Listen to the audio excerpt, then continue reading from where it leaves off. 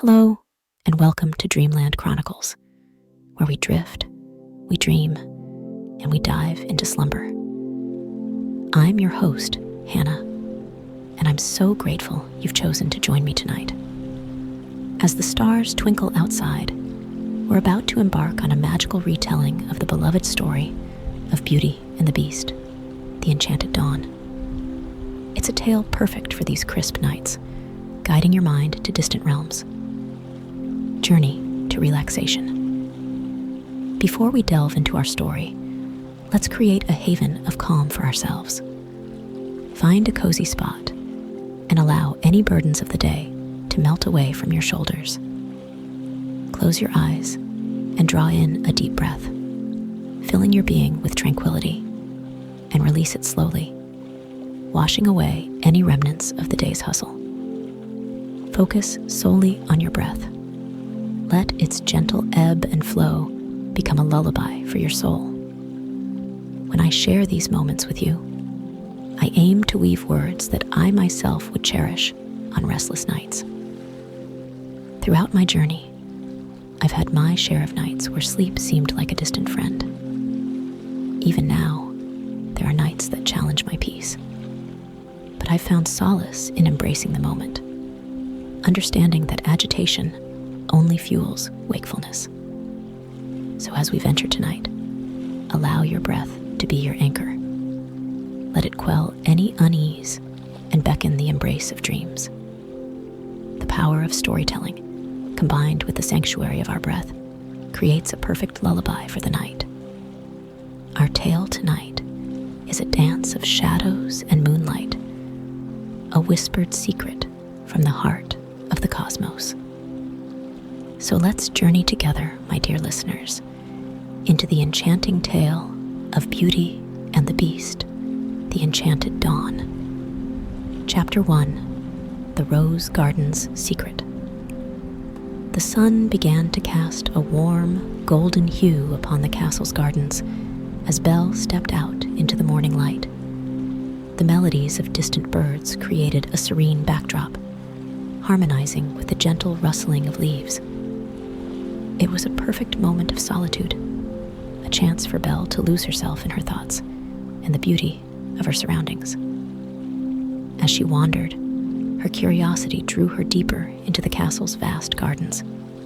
The labyrinth of flowers, trees, and hedges seemed endless. In her exploration, Belle stumbled upon a hidden alcove tucked away behind a curtain of ivy. This secluded spot was different from the rest of the garden. It was dominated by roses of all colors, each glowing faintly with an ethereal light. Belle approached a blue rose, its petals shimmering like the night sky. As she touched it, a whirl of memories danced before her eyes. She saw a young prince laughing, playing with a pet dog under a similar sky. The vision was so vivid, so filled with emotion, that Belle felt as if she had been transported to that very moment. Behind her, a soft voice spoke. "They are memories, Belle. Each rose represents a moment from my past." Belle turned to see the prince, his gaze fixated on a crimson rose nearby. "Some are joyous," he continued, moving to a white rose that gleamed with purity, "and others are filled with regret." Together, they ventured deeper into the rose alcove, each touch revealing another story, another memory. For Belle, it was a chance to see the man behind the beast, the journey of a young prince who became trapped in his own arrogance, only to find redemption through love. The morning sun shifted, casting shadows over the alcove. Belle, filled with a mixture of awe and empathy, reached out and took the prince's hand. "Your past may be filled with thorns, but it's the present and future that matter. And they can be as beautiful as any rose." Chapter 2, The Silver Mirror's Realm. The moon was high in the sky, its silver beams casting a shimmering glow over the castle. The ballroom, which had seen countless royal dances in its heyday, was once again abuzz with excitement. Servants hurried about, making final preparations, while the Enchanted staff, now fully human, shared their joy and anticipation for the evening's event. Belle, dressed in a gown that mirrored the moonlight, stood at the entrance, nervously adjusting her dress. The prince, now free of the beast's curse, approached her, extending his hand with a gentle smile. "Are you ready?" he asked, eyes twinkling. Taking a deep breath, Belle nodded, more than ever. The grand doors of the ballroom opened to reveal a breathtaking scene. Crystal chandeliers hung from the ceiling, reflecting the moon's glow and casting myriad colors onto the floor. Musicians were set up in a corner, their instruments gleaming, and as they began to play, the room was filled with the soft, mesmerizing tunes of a waltz. Belle and the prince took center stage, moving effortlessly to the rhythm. The onlookers, which included villagers who had once shunned the beast, watched in awe as the couple glided gracefully across the floor. As the night progressed, Belle found herself lost in the prince's embrace. Their dance was not just a display of royal grandeur, but a testament to their love, trust, and the journey they had undergone. Later, as the moon began its descent and the ball drew to a close, Belle leaned in and whispered, "This night will forever be etched in my heart." The prince smiled, drawing her close. "And in mine, my love." Chapter 3: The Ball of Shadows. Several weeks had passed since the grand ball, and life in the castle had resumed its usual pace. The villagers had warmed up to the idea of the once feared beast now being their benevolent prince, and many were eager to re-establish ties with the castle. One evening, as the sun painted the horizon with hues of orange and gold, a mysterious rider approached the castle gates. The horse, a magnificent black steed, neighed loudly as it halted, its breath visible in the chilly air. The rider, cloaked in deep green with a hood concealing their face, demanded an audience with the prince. The castle guards, taken aback by the sudden appearance of this enigmatic visitor, hurriedly informed the prince of the request. Belle, curious and slightly concerned, decided to accompany him. As they entered the main hall, the mysterious guest slowly removed the hood, revealing a face that seemed familiar, yet strange. It was a woman with piercing blue eyes and raven black hair that cascaded down her shoulders.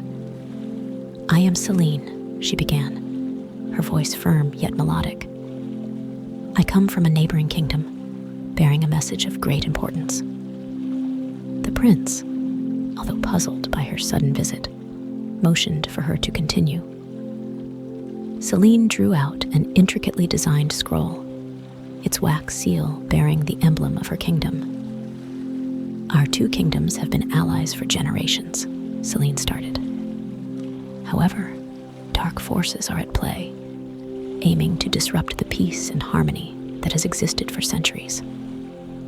I come seeking your assistance, Prince." Belle, clutching the prince's arm, whispered, "Do you trust her?"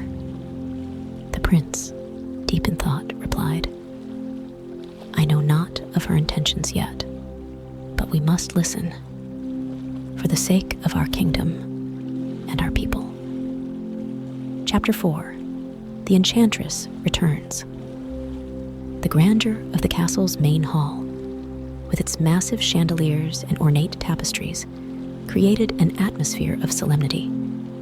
The prince, with Belle by his side, looked earnestly into Celine's eyes, searching for sincerity. "You speak of dark forces, Lady Celine. Could you elaborate?" the prince inquired.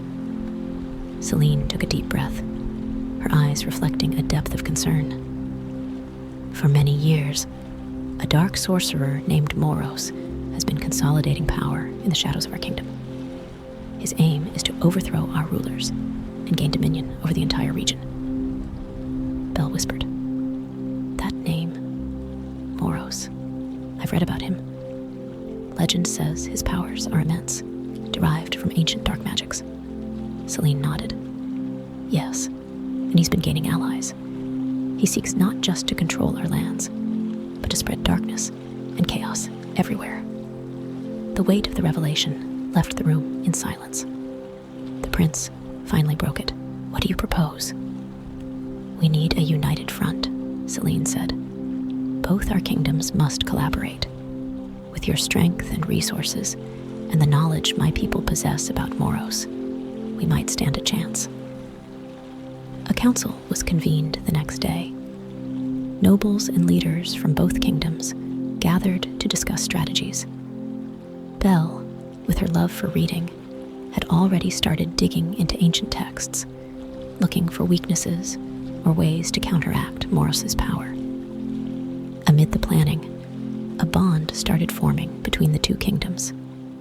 Dinners were held, alliances forged, and training sessions initiated. Celine, with her sharp wit and strategic mind, was a force to reckon with. Belle and Celine, despite the dire situation, even found moments to bond over shared interests. Late one evening, as Belle and Celine sat in the castle's vast library, Belle asked, "Do you think we can truly defeat him?" Celine, looking at an ancient map, replied, "Together, we can face any challenge. We must believe in the power of unity and love." And so, with renewed vigor, the Allied forces started their preparations to confront the looming threat of Moros. Chapter 5, The Test of Heart. As days turned into nights, and nights into days, the foreboding presence of Moros grew palpable. The skies darkened unnaturally, and a chilling wind began to sweep through the lands. In the grand war room of the castle, a large round table was filled with maps, scrolls, and tokens representing the Allied forces. The prince, Belle, Celine, and other leaders gathered, continuously strategizing their next moves. While the alliance was strong, Moros's forces were not to be underestimated. Spies reported that he had been harnessing forbidden magics and recruiting mythical creatures to bolster his ranks. One evening, a scout rushed into the war room, breathless. Moros's forces are advancing. They're less than 3 days away. The room erupted in a frenzy of activity. It was decided that a small elite group would advance to confront Moros's army, hoping to delay or divert them. Belle approached Celine. "I've been reading about a magical artifact known as the luminous orb. Legends say it has the power to dispel darkness. Maybe it can be our secret weapon." Celine, intrigued, asked, "Where can we find this orb?" "In the Enchanted Forest," Belle replied. "But it's guarded by spirits and ancient creatures." Determined, the two set out, accompanied by a group of skilled warriors. The forest was dense, its paths twisted and mysterious. But Belle's extensive reading guided them to a hidden glade, where the orb, glowing softly, was set atop a pedestal. As they approached, a spirit emerged, its voice echoing, "Why do you seek the luminous orb?" "We wish to restore light to our lands and defeat the darkness brought by Moros," Belle replied with conviction. The spirit studied them and then nodded. "Take the orb, but remember, its power is as much about the heart of its wielder as it is about its own light." With the orb in their possession, Belle, Celine, and their team raced back to the castle. With hope rekindled, they prepared for the upcoming confrontation with Moros, armed with a newfound power Chapter 6. Choices Revisited. The dawn of the decisive day arrived, painting the skies with streaks of red and gold. But the beauty of the morning sun was overshadowed by the thickening dark clouds on the horizon, signifying Moros's approach. The sounds of armor clinking and horses neighing filled the castle grounds. Soldiers, mages, and knights gathered, awaiting the prince's commands. Amidst them, Belle, holding the luminous orb, stood beside Celine.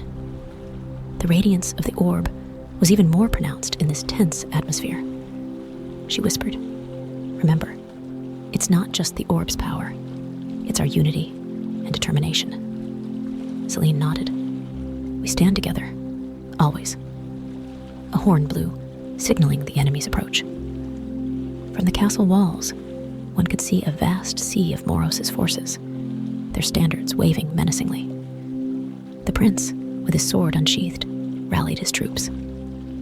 "Today, we stand not just for our kingdom, but for hope, love, and the future. Together, we will push back the darkness." The battle commenced with ferocity. Spells flew, arrows whizzed, and swords clashed. The prince, showing exemplary valor, led his forces, striking down foes and boosting his allies' morale. Yet, despite their efforts, Moros's army seemed inexhaustible. With each fallen enemy, another seemed to take its place. Belle, sensing the moment was right, held the luminous orb high. A brilliant light emanated, casting a glow over the battlefield. The orb's magic combined with the collective strength and will of the Alliance. The light intensified, blinding Moros's forces.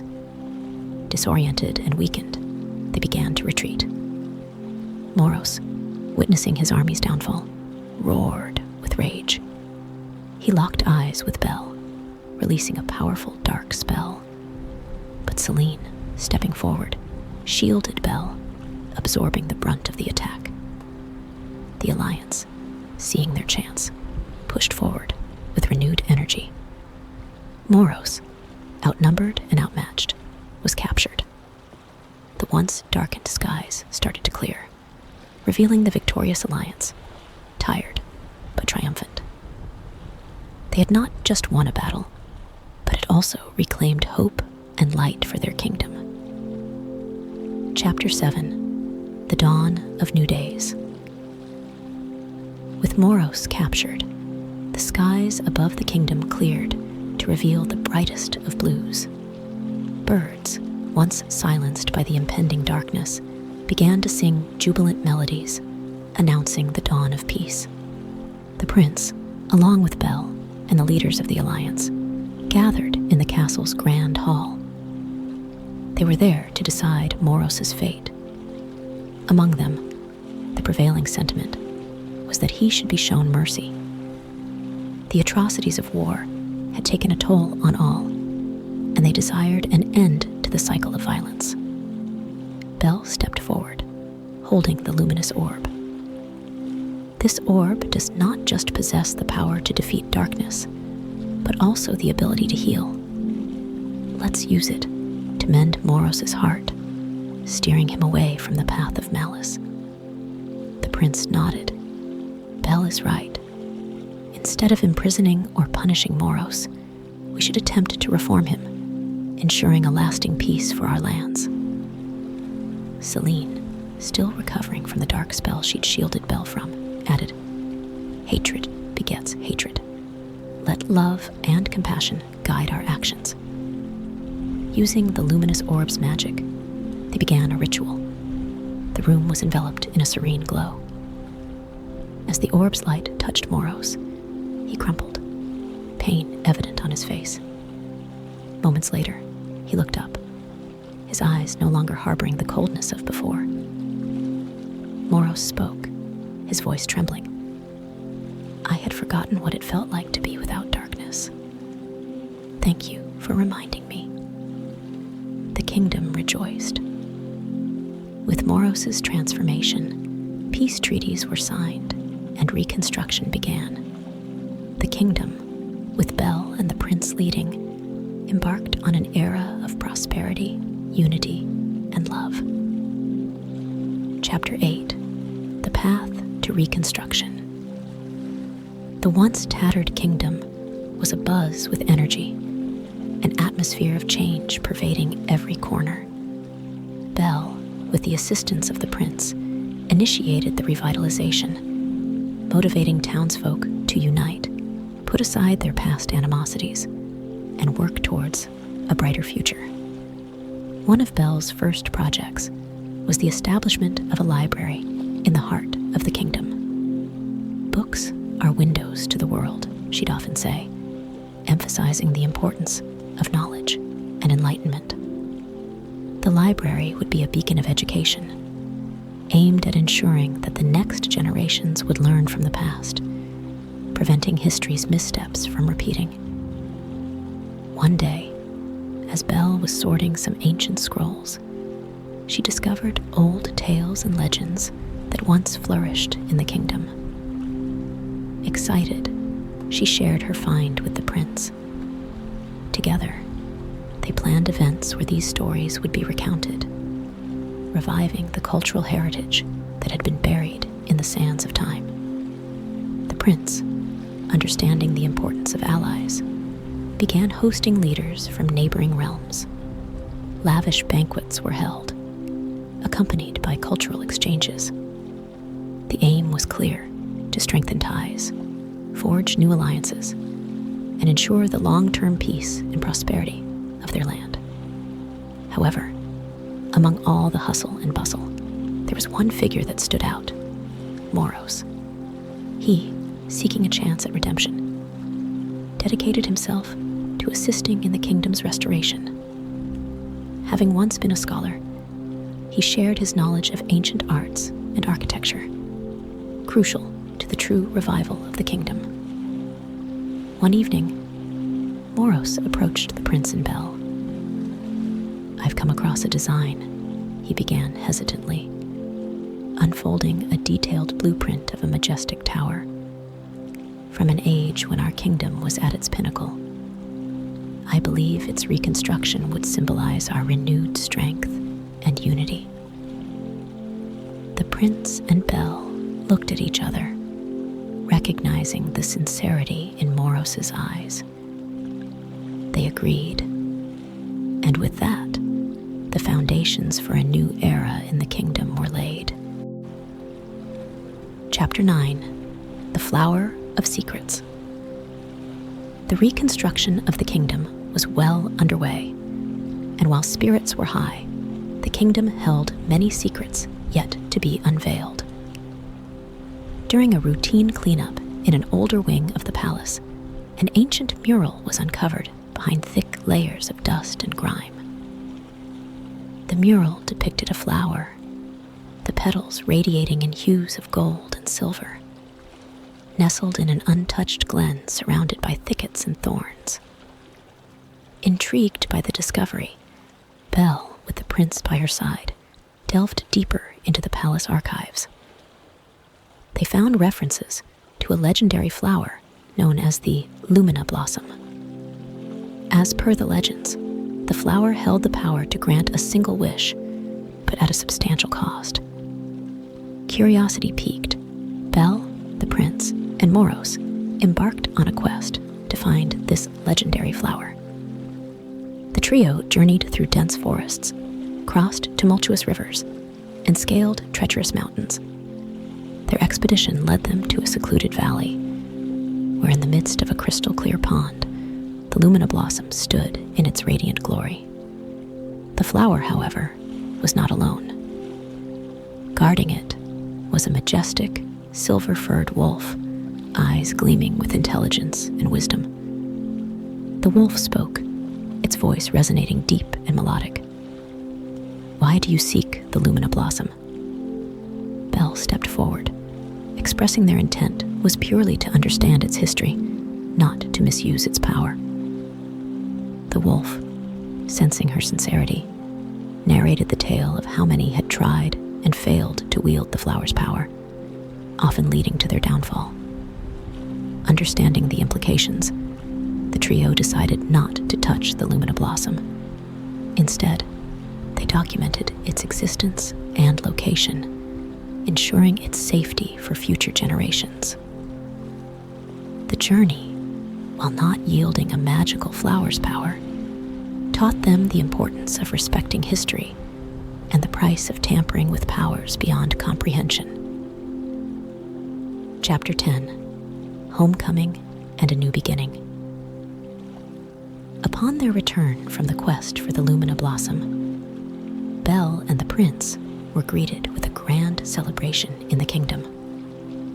The citizens, filled with joy and anticipation, celebrated their monarch's safe return and the prosperous future they hoped it symbolized. The palace was adorned with colorful banners, and music filled the air as the townsfolk danced and sang in jubilation. As Belle and the prince made their way through the crowd, hand in hand, their connection was palpable. The journey had not only made them discover the mysteries of their land, but also strengthened their bond. During the festivities, the prince took center stage and announced his intention to marry Belle. The announcement was met with thunderous applause, and the kingdom rejoiced as they envisioned their beloved leaders leading them into an era of prosperity and happiness. In the subsequent days, preparations for the wedding commenced. Belle, with her characteristic attention to detail, wanted to ensure that every element of the ceremony reflected their shared love and respect for their kingdom and its traditions. The wedding was a spectacle to behold. As Belle walked down the aisle, her beauty radiated, but it was her grace and kindness that captured everyone's hearts. The prince, seeing Belle approach, was filled with emotion, realizing that he was about to spend the rest of his life with the woman who had taught him the true meaning of love and compassion. As they exchanged vows under a canopy of flowers and amidst the joyous cheers of their subjects, the kingdom knew that this was the beginning of a golden age. And as the sun set, casting a golden hue over the kingdom, Belle and the prince danced, their love and hope for the future evident to all. And thus, amid celebrations and joy, the tale of Belle and the prince found its happy ending, but also a new beginning. And with that, dear listeners, we come to the end of our enchanting tale of love, adventure, and new beginnings.